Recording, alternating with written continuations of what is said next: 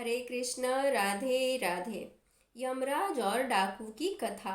एक साधु और डाकू यमलोक पहुँचे। डाकू ने यमराज से दंड मांगा और साधु ने स्वर्ग की सुख सुविधाएं। यमदेव ने डाकू को साधु की सेवा करने का दंड दिया। साधु तैयार नहीं हुए। यमदेव ने साधु से कहा, तुम्हारा तप अभी अधूरा है। मृत्यु के बाद एक साधु और एक डाकू साथ साथ यमदेव के दरबार में पहुँचे। यमदेव ने अपने बही खातों में देखा और दोनों से कहा, यदि तुम दोनों अपने बारे में कुछ कहना चाहते हो तो कह सकते हो। डाकू अत्यंत विनम्र शब्दों में बोला, महाराज, मैंने जीवन भर पाप कर्म किए हैं। मैं बहुत बड़ा अपराधी हूँ, अतः आप जो दंड मेरे लिए तय करेंगे मुझे स्वीकार होगा। डाकू के चुप होते ही साधु बोला, महाराज, मैंने आजीवन तपस्या और भक्ति की है।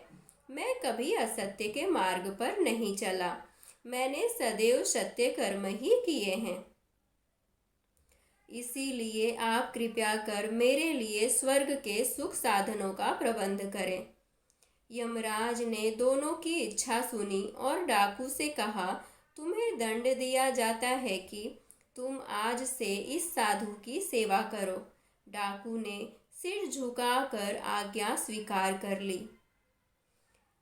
यमदेव की यह आज्ञा सुनकर साधु ने आपत्ति करते हुए कहा, महाराज, इस पापी के स्पर्श से मैं अपवित्र हो जाऊंगा। मेरी तपस्या तथा भक्ति का पुण्य निरर्थक हो जाएगा। यह सुनकर यमदेव क्रोधित होते हुए बोले, निरपराध और भोले व्यक्तियों को लूटने और हत्या करने वाला तो इतना विनम्र हो गया कि तुम्हारी सेवा करने को तैयार हो गया, और एक तुम हो कि वर्षों की तपस्या के बाद भी अहंकार ग्रस्त ही रहे और यह न जान सके कि सब में एक ही आत्म तत्व समाया हुआ है।